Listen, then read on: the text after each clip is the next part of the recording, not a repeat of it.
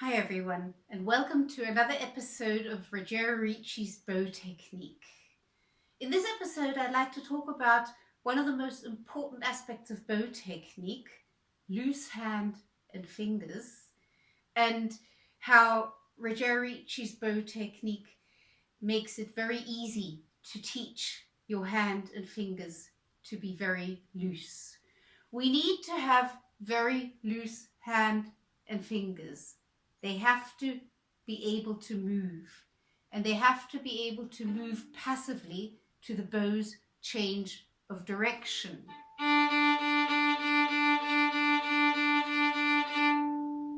We need that for smooth bow changes.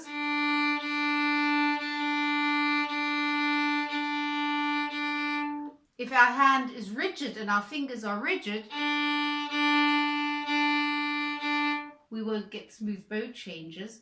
And we also need it for bouncing bowings, like for example for spiccato. Our fingers have to be able to move. Now, the difficulty starts because when we hold our bow, we're carrying the bow's weight, particularly in the fourth finger. If I take my fourth finger off, the bow goes down, the bow tip goes down. So my fourth finger has to press down the stick so that the bow stays level. And even as a professional, if I'm holding my bow like that, there's a certain tension in my hand and fingers because I'm carrying the bow's weight. So we're going to approach this from a different angle. Ricci always said it's a good idea to place the violin on your chest, like this, to get a feeling for the arm and hand coming from above the violin. And this actually helps us teach our hand and fingers to be completely loose. Put your violin on your chest and place the bow on the D string, approximately in the middle, and give the bow's weight to the string. The string, the violin, is now carrying the bow's weight. You're just helping balance it. You can take your fourth finger off, you can take fourth and third finger off, you can even take fourth, third and second finger off. You can take the first finger off and you can move your fingers around. There's no tension there because you're not carrying any bow weight. And that's the secret to having very loose fingers, not carrying the bow's weight. Let the violin carry the bow's weight. So make sure your fingers are completely loose.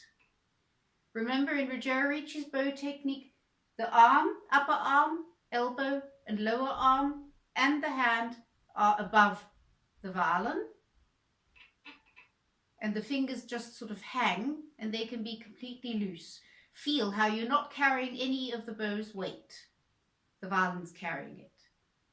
And then what you can do is you can just play some really small bows.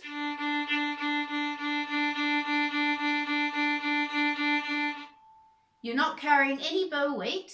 The bow's own weight is enough. Don't use too much bow because the bow will slide around and it won't sound good. And don't do this too slowly either. That won't help very much and it also doesn't sound good. So make sure this sounds good.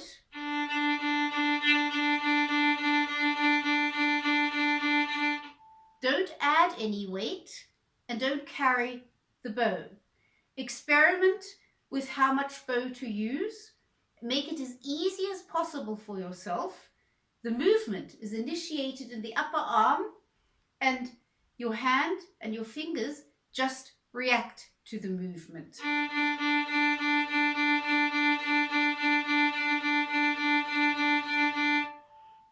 This should feel very easy because your fingers are just reacting. Feel how they're moving in their reaction.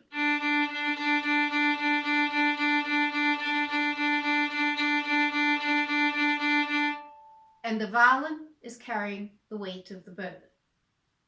The next thing you do is you hold your violin the normal way. Again, place your bow on the D string, approximately in the middle. Remember, in Ricci's bow technique, you have a comparatively high upper arm, a comparatively high elbow and lower arm. Upper arm, elbow and lower arm are on one level, and your hand is above, and your fingers are just hanging. And again, give the bow's weight to the string. Move your fingers around to notice how the string is carrying the bow's weight. You can be completely loose, you're just helping with the balance. Organize your bow hold and then lift your bow off the string. And notice now that you're carrying the bow's weight, how you have a certain tension in your hand and fingers. Then you put the bow back down again onto the string and give the bow's weight to the violin. Move your fingers around to show how relaxed they are, to feel how relaxed they are. And then you play those same small bows.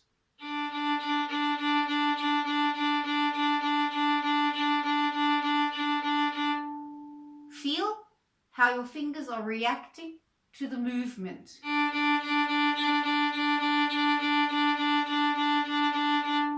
It's a passive movement initiated in the upper arm, and your fingers are just reacting.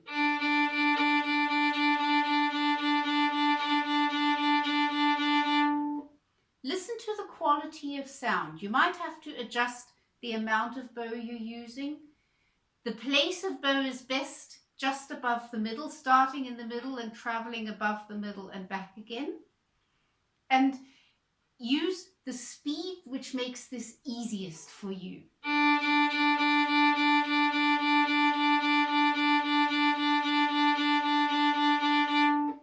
And feel how by giving the bow's weight to the string, letting the string carry the weight of the bow, enables you to be completely relaxed in your hand and fingers, and then your fingers can move and they can passively react to the bow's movement.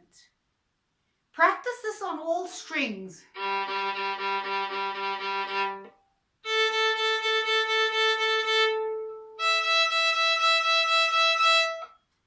You might have to adjust how much bow you use on the different strings. Always place the bow first and give the bow's weight to the string. You can test this by moving your fingers. If you can move your fingers like this and feel that they're completely loose and relaxed, then the bow's own weight is carried by the string and not by your hand. It's a good idea also to practice this in scales. If this is new to you and you find this challenging, then stay on each note for as long as you like. Give the bow's weight to the string. Stop the bow. Check that you're completely relaxed. Put down the next finger, first finger on E.